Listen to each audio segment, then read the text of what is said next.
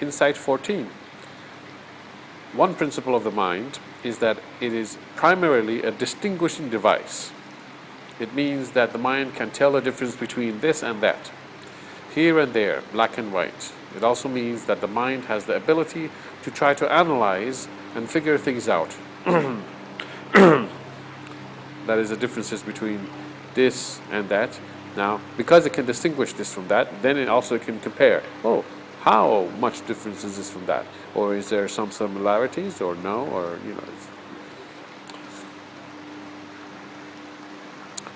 Explanation. Example H. Computer screensaver, dazzling the mind. If when computers first came out, in the early versions, they would have this fluid motion line moving around, changing color, bouncing off the walls, and moving around, twisting and turning. And so when an odd shape comes on a computer screen that dazzles the mind, like the various screensavers, it is generally because it's dazzling the mind generally because the computer is designing an intricate design. Intricate. The mind gets busy trying to figure it out. It's trying to figure out these intricacies, Like if you've seen an intricate design would be kind of mesh.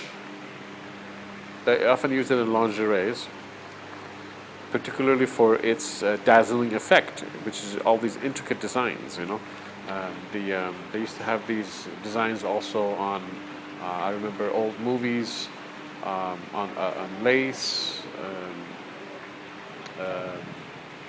like the Three Musketeers, they might have something like that as well. Stockings, they're often on stockings, see-through, and they're mesh, crisscross, and also patterns of all sorts. So the mind gets busy trying to figure it out, figure out all these designs.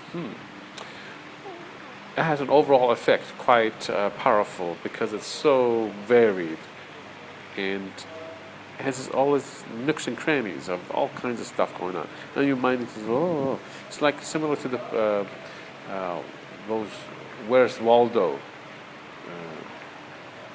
books. Why would such a book be so interesting? It's not just finding Waldo, which is intriguing enough, but all these characters that they're looking at trying to find Waldo are doing all kinds of other things. One's throwing a stone at another guy, and the other guy's falling, and a whole bunch of stuff. All the little things happening, and so they go, oh, look what's happening here, what's happening there. That's what they used to do in the old paintings as well. A painting would just not be a painting; it would have all kinds of things going on. Almost like a movie of some sorts. And so people would wonder, oh, what is happening here? What's the theme, the story going on here? Somebody stealing something, somebody getting rich, somebody doing some trickery. It's a whole thing going on. So the mind gets busy with this stuff. Video games are very intriguing because of this. They use all kinds of things going on. Think about Mario Brothers. You have to hit the stone and get some other thing, and you have to go someplace which you don't know where it is. You have to look for it, and you have to get this to open that, and a key to open the block, and there's a whole bunch of stuff. Okay. Now the design could be moving, just as the screensaver moving, presenting a theme, okay, or an idea.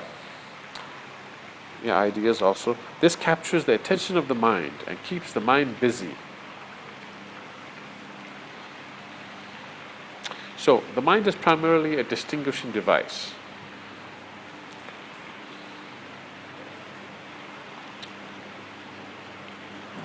Often you see yourself, if you're driving on a road with another car, you find yourself racing the car. Even without wanting to, it just happens to a lot of people. So why am I racing this guy? It's because there is you, and then there's the other person. this fact is very apparent in the mind. And so now you're comparing. It's a natural comparison. You're like, oh, okay, so this is a car and you're moving already, so who's going to be the fastest? Who's going to go fastest? I.e., meaning the better. Who's going to get there faster? This happens with people getting ready as well. People are getting ready. There's a comparison made in the mind. The mind is aware of these two beings, you, yourself, and another person, and without even wanting to, you might fall into this idea of, oh, well, we're getting both ready, so who's going to get ready first? So that they're ahead. They're thinking they're ahead. It's just the mind making these connections, and you simply following along. This happens with males or females, or like males who compare each other physically or otherwise, and because there's two males, so then they focus on it. Oh, I'm and he is, and so therefore, who's the better at what? You know, and if he's not better at strength, he wants to be better at something else. Why better? You know, why? Better, because there's a comparison. It's the ability of the mind simply put to work, and so you have to be aware of that. That when you see, we're talking about girls. Girls compare each other, and they go, "Oh, she's wearing this, that," and I'm, comparing. You wanna. They compare themselves with another girl, and they say, "Oh, maybe I wanna look better. I wanna talk better. I wanna behave better, or whatever." And now, of course, this thing about comparison could be a conscious decision, or could be a lack of self-esteem. Also, it just could be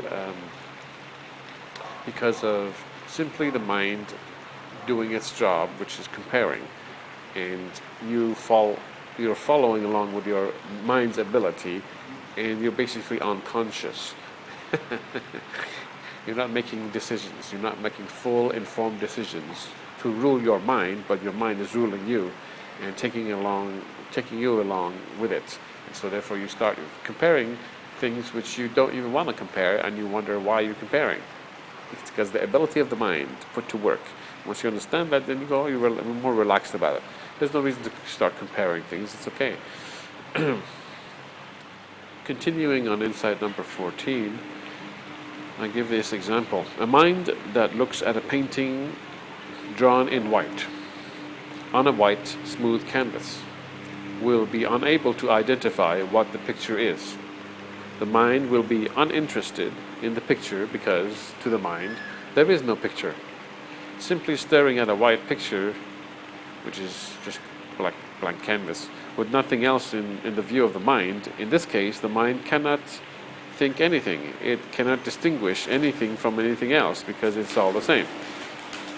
In this case, it is possible for the mind to think, what a strange phenomenon. This white picture is just hanging there at the museum. However, even that thought is possible because the mind is comparing differences of this white picture, comparing it with earlier recollection of other varieties of colorful pictures. So it's comparing this white picture with, other pictures. How come this canvas is blank? What's the statement being made here? Or maybe somebody forgot to hang a picture here. You see, that might go on, but only it goes on because there is a comparison being made.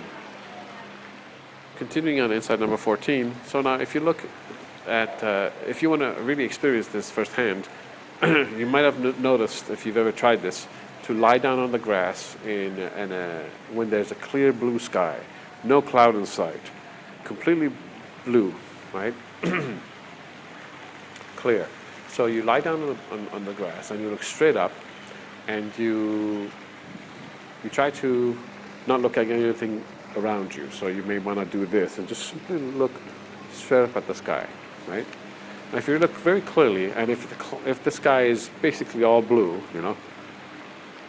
and you really stare at it for a little while, you'll notice you can't distinguish any distance. You can't tell how far the sky is. you may think that the sky or this blue color, whatever it is right on your face. You can't tell. You know, there's no here or there distance. It's gone. You can't distinguish. So you can't tell how far the sky is. Is it here, there, there? You can't tell. It could be right here, and you don't know.